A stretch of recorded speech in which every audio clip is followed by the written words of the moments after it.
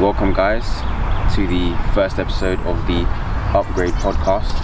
I've chosen that name just because I want to talk about and explore different areas of life which we can improve and upgrade ourselves.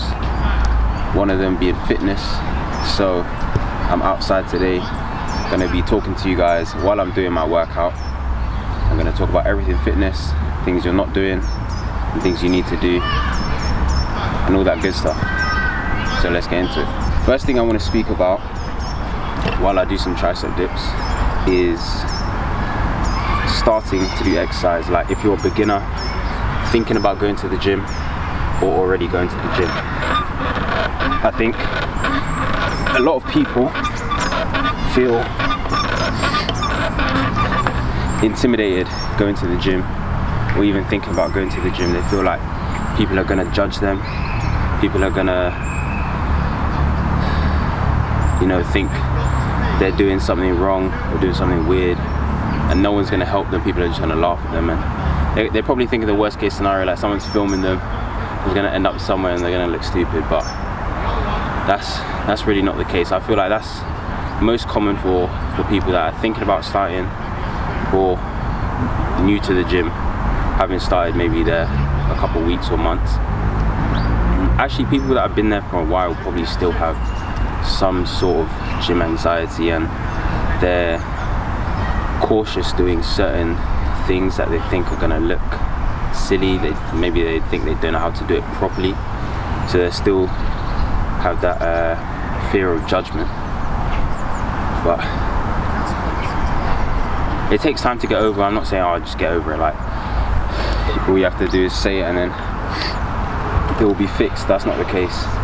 But I think that probably is one of the major barriers people have to actually start and then start to make progress, because they have to start to do different things and they don't want to look silly ultimately.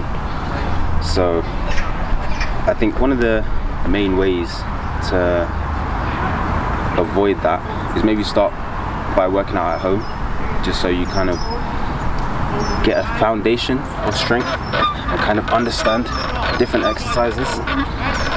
I think that would be the place to start. And the thing is, there's loads of home workouts you can do on YouTube, or even just type in Google like what home workouts can I do for legs, upper body, core, anything like that. So I think that would probably be the first step. Maybe try and improve your own understanding of different exercises and the things you need to do. I think that probably is one of the biggest mistakes people make. They kind of just turn up to the gym and they're just confused. They don't know what to do. They're just like, okay, I'll go on a machine. But you don't really understand the subtle things that are still gonna contribute to your development, like how many reps you need to do, how many sets you need to do, learning about what volume is, and learning simple anatomy as well. I think that's a key part of being able to make progress and understanding what you need to do as a beginner. But not everyone wants to take an anatomy lesson, so sometimes it is better to get a personal trainer and they can actually tell you what to do, and a good personal trainer will educate you on what to do and not try and keep you around the whole time. They'll give you the tools you need to be able to go away and actually be able to make the progress yourself. Let me do 10 dips quickly.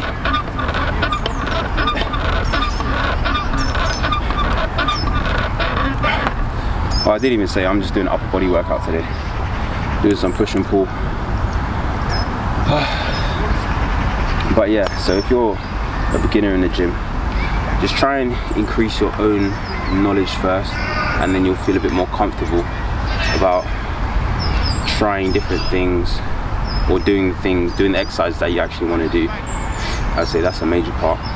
And then the other part is thinking about other people's opinions and how they're going to view you.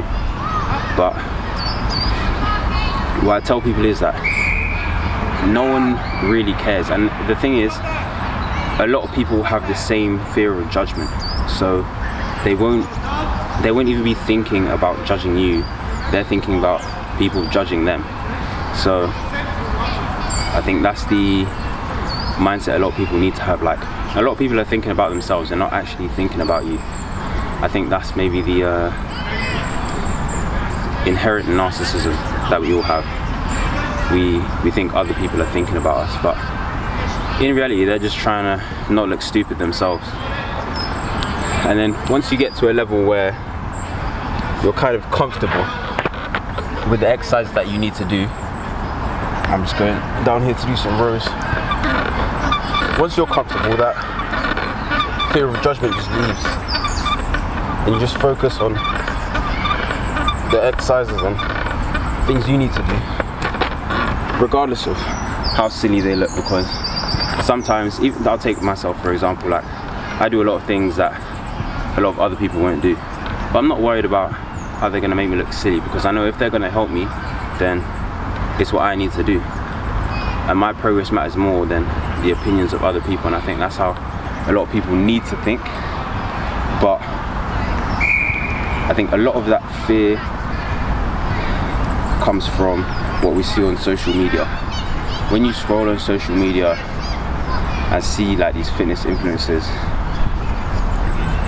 I think that creates a big expectation of what you need to look like, what you need to achieve, and the kind of things you should be doing. But not everyone's at the same level, so I think that's where social media fitness pisses me off so much, just because there's good information on there, but there's also a lot of shit on there that's just not helpful for anyone. There's a lot of people just doing the most exaggerated thing possible to try and get views. People Photoshop their pictures as well, so that's not going to help with expectations. And I think largely the expectations create that fear in us.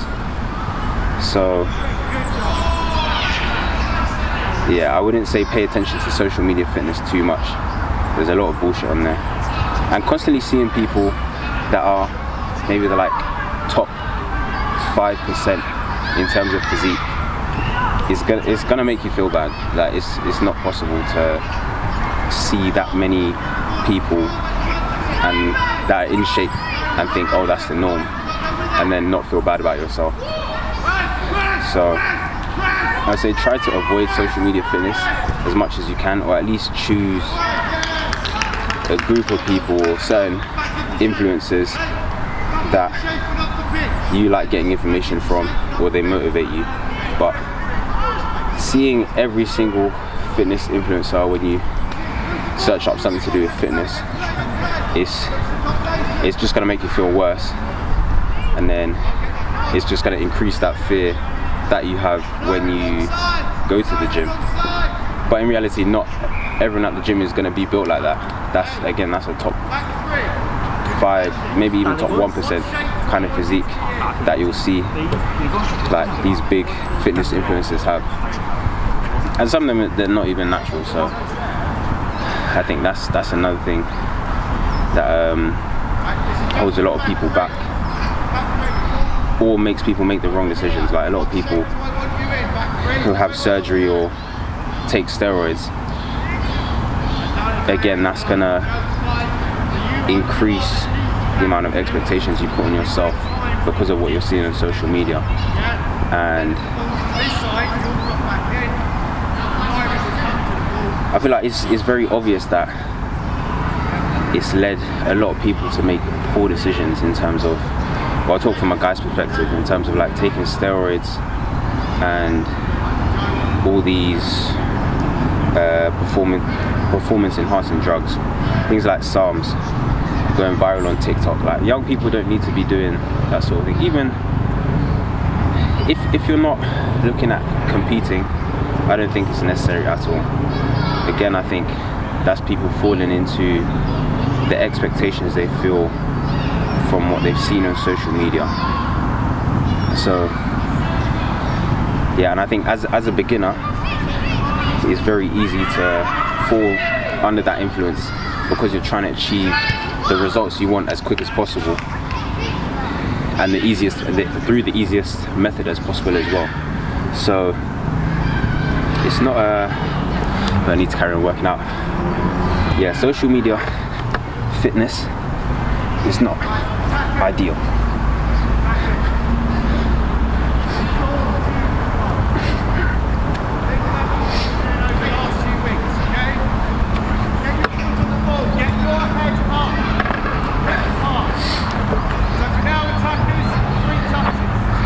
Yeah, I think the influence ruins a lot of people's motivation, or gives them the wrong motivation to start exercising and start working out. So if you're a beginner, I want to focus on people that are beginners. I feel like people need to build their confidence and find enjoyment in doing exercise and taking care of their health. So I think as a beginner, try not to follow every single fitness person you see on social media, or just don't engage in that side of social media too much, just because it's going to give you a negative mindset. I might even demotivate you. So that would be one thing to do as a beginner. And then also with people that struggle taking that step to even go to the gym, I think you need to put pressure on yourself and to become more disciplined. You can't. The most pressure you feel should always come from yourself. So if you put the pressure on yourself to try and improve your health, try and improve your physique, it's more likely to motivate you rather than feeling the pressure from anyone outside. You're more likely to listen to yourself than you will with anyone else. Unless maybe the first times you feel like you need to go with someone to get used to it, that's absolutely fine. Whatever gets you going to the gym, that's what you need to do. If it's finding a training partner, that's fine. Eventually, obviously, you need to be able to go to the gym yourself. But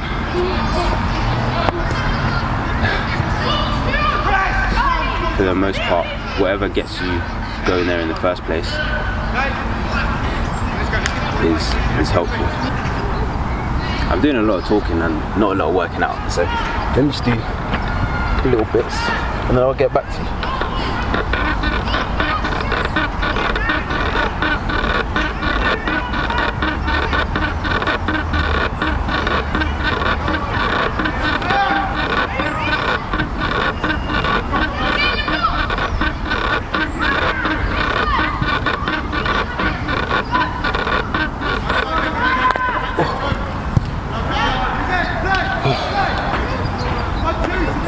But yeah, as a beginner, it's removing the procrastination, because a lot of people have signed up to the gym but they never step foot inside the gym, and that's just procrastination. So when I say put that pressure on yourself, it's setting a day, setting a time, having a plan in your mind of what you're going to do, and not giving yourself room to do anything else. Don't give yourself an excuse like, oh, I haven't eaten yet, I need to go see this person, I need to do this. If you put it on your calendar, a date and a time, and then you owe it to yourself to stick to what you said. That's one method of removing procrastination. There are other methods, of course, which I'll probably go into in other videos talking about discipline, but I think for the people that have struggled, and through the advice I've given them, adding it as part of their routine is what's helped. Because not everyone's necessarily gonna immediately find that enjoyment in exercising and moving their body and being physically active. So initially, it's about making a promise to yourself. And if you do want to make it a bit more, to a lot of people it will sound boring, like, oh, I have to go to the gym, I have to lift weights, or I have to go for a run. I think a good method of motivating yourself or making it seem like a more attractive idea is making a list of the benefits, thinking about how it's going to make you feel afterwards. because more often than not, after you do exercise, you're gonna feel good, just because of how our body functions, hormone release and everything like that. And if you exercise with someone, then that's you exercising your social well-being as well. So again, that's gonna make you feel good. So yeah, I think if you can start by making that promise to yourself, then that will help you out a lot in being able to take that first step to go to the gym or just start exercising at home. And then the other issue with beginners, or even people that have been going there for a bit, is staying consistent. A lot of people will tell me that they're on and off with it, but the thing is, if you're not consistent, you're not gonna make the progress that you actually want to. You're not gonna see the results that you want to. If you're not consistent with anything in life, then everything you do is gonna be 50-50. Everything you do is not gonna be as it could. It's not gonna be as good as it could have been. So staying consistent is a big key, especially in fitness. And I think what helps a lot of people stay consistent, like getting into it in the first place, is reminding themselves of how it's good for them. Maybe if they went for a couple months and they did see a change, but then they stopped for whatever reason, maybe it's a case of carrying on those actions that you previously did that made you feel a certain way, that got you a certain result. If you remind yourself of that, then you're more likely to repeat the same action. And another way of staying consistent is, again, making a promise to yourself. If you've been to the gym before, but you find it hard to go for whatever reason, you have to take accountability. Look at the reasons that you're not going. Maybe you're making excuses. Maybe you're saying, oh, I get home too late from work, or I don't have enough time, or I need to go to eat something first, or I need to do this first, or I haven't got nice gym clothes, or some bullshit like that. But with staying consistent, it's always an excuse, because you can be consistent in something. There's probably something in your life that you're being consistent with, so there's no reason why you can't apply those same principles, that same consistency, to something else in your life. And when you're consistent with something in life, you start to trust yourself more, because you're fulfilling the promises that you've made to yourself.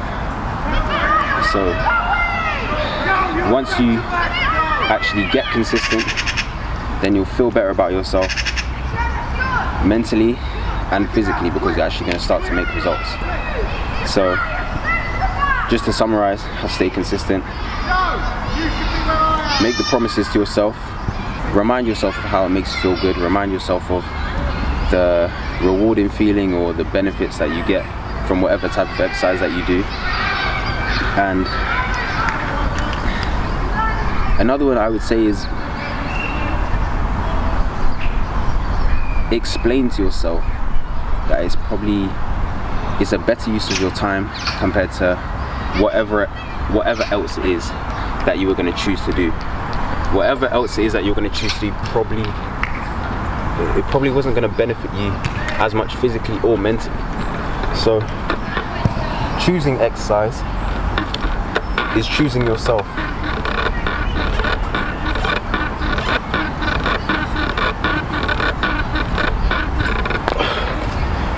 I haven't done much exercise. I'm gonna go do some muscle ups.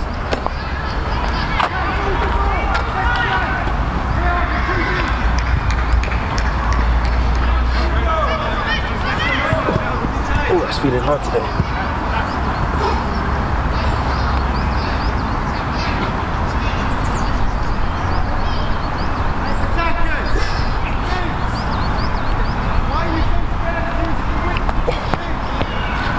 Jesus. I haven't even done much, my body's aching. What else have I got to do? Skull crushes.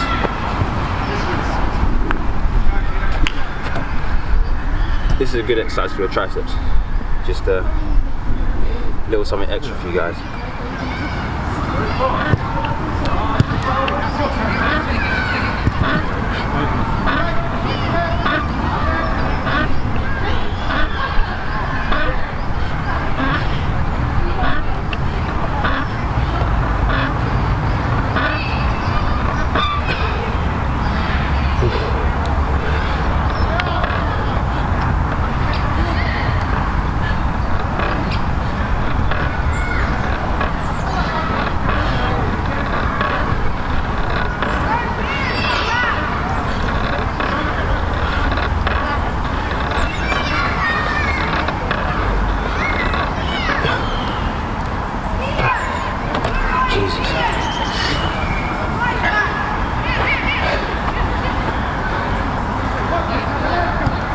Now I wanted to speak on something I touched on before about steroids and how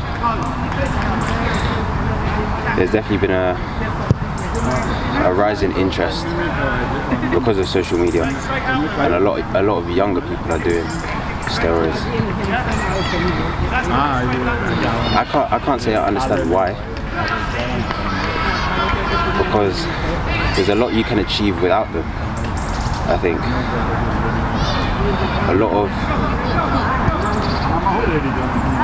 steroid use, especially among younger people, would come a lot from insecurity, and like I said before, the expectations that they get from social media. So I think with respect to steroids, there's a lot of inner work that people need to do, because it's just not necessary at all. There's so much progress you can make without them. Like people make the excuse of, oh, I haven't got good genes, or so I know you're probably just not doing the right things. You're not eating right, you're not sleeping right, you're not exercising correctly. So that's my opinion on it anyway. I'd never do steroids. I'd never do steroids. As much as people have thought I've taken them. That's the thing, you can achieve a lot without them.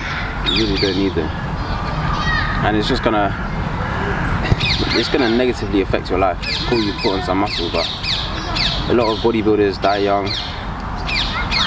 There's probably other health complications with all these like performance enhancing drugs. So it's never worth it. All you have to do is try hard. That's literally it. Put in some effort and you'll get what you want. It's the same with everything in life. Put in some effort, eventually you'll get what you want. Consistent effort, that's what it is. Consistent effort with sleep, nutrition and exercise. Sleep well, often, as often as you can. Eat a balanced diet, eat healthy foods, and exercise often and challenge yourself. That's literally all you need to do. I think it's just the steps in between and people's mindsets that need to adjust to be able to do those things on a consistent basis. So a lot of that comes from discipline and things you see externally and how those things impact you internally as well. But you have to, you want to improve yourself, you want better for yourself. So as long as you keep reinforcing that in your mind, then you'll take the steps necessary to get to the ideal vision you have of yourself. That's what it is. That's what it is. What else do I need to do? Do some more dips.